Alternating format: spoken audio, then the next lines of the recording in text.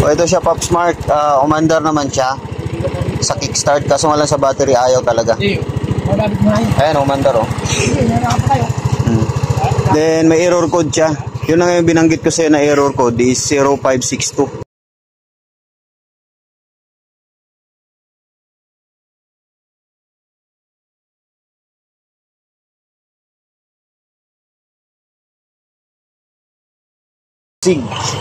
So ito yung motor ni Pop Smart.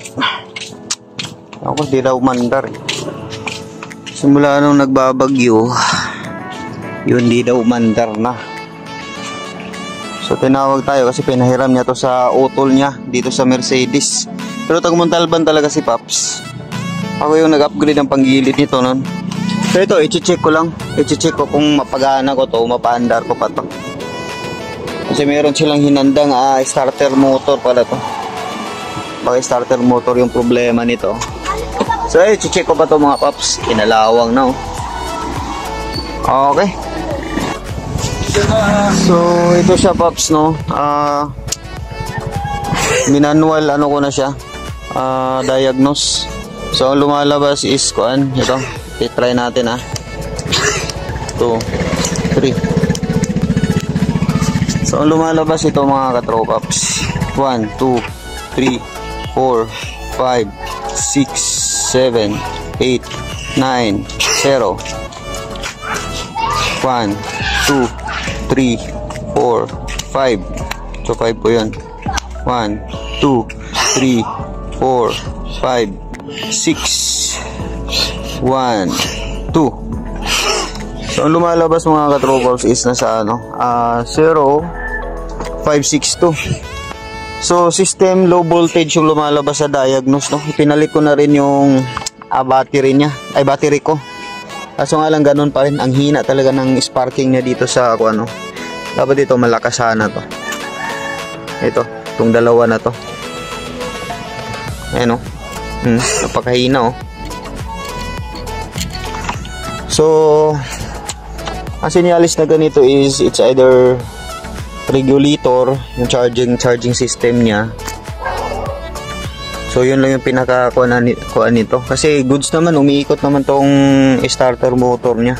Kaso nga lang yung problema talaga is tawag nun, ang hina talaga ng kuryente. So ayan siya mga katropers no, umandar siya sa kickstart. Kaso nga lang sa push start talaga is wala. Ayaw talaga niya sa push start. So may error code. So pag umandar dapat yan, wala talaga dapat yan. So yan na ngayon nabanggit ko sa kanina sa video ko na isa is may error code siya na 0562. So low voltage system sa system niya. So ang nangyayari dito is yun na nga, ang kalimitan na sira dito is itong regulator niya. So replace regulator dapat kaso wala tayong pamali. So ito ang importante dito is napaandar siya sa kickstart. Yan, tsaga lang talaga sa kakapadjak. So ayan siya, umandar na mga Pops. Pwede na itong iuwi. Uwi sa Montalban. Ayan, okay naman yung andar niya. Stable naman. Kasi yung minor niya, okay naman yung minor niya normal.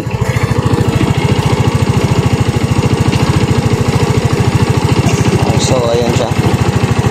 So wala din kasi akong dalang tawag nito regulator, kaya hindi ko rin magagawa to.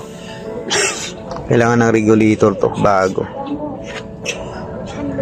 So ayan siya, goods naman yung fuel pump niya, maraming gas na lumalabas. So ito lang talaga ang problema, sobrang hina ng ito. Yung sparking nyo, yan hino.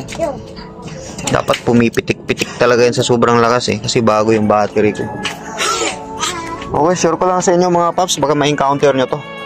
So error code nito is 0562. So system low voltage po ang nakalagay sa manual. Ayan. Wala tayong magagawa, di talaga ito magawa. Okay, dito lang mga Pops. Napapalitan yun. Kaso nga lang wala akong dala nun. Sa Rusi makakabili nun. Sa Rusi pa mismo. Mali yung nabili ni Pops. Dapat starter motor kasi yung binili niya eh. Sabagay, wala din siyang idea kung ano ang problema nito. Kaya at least ngayon, nakita natin kung kaya nga niya itong dalhin sa kuwan sa Rusi Casa mismo para doon na ito magawa eh. Mas maganda kung sakali. Kasi at least doon, may mga pyesa na kung ano na yung kailangan na palitan pa dito, bukod sa doon sa regulator na yun, mas maganda palitan. O ito siya, Pop Smart, umandar naman siya sa kickstart, kaso nga lang sa battery ayaw talaga. Ayan, umandar oh. So ito, pwede mo tong iuwi dyan kung plano mo na iuwi ito sa sa Montalban. Ayun, kickstart nga lang siya gumagana. Din battery, dapat talaga i-replace mo to. Akin tong battery na to kasi yung nakakabit dito is kuan yun eh. Motolite yata yun. So ayan siya, share ko lang sa'yo.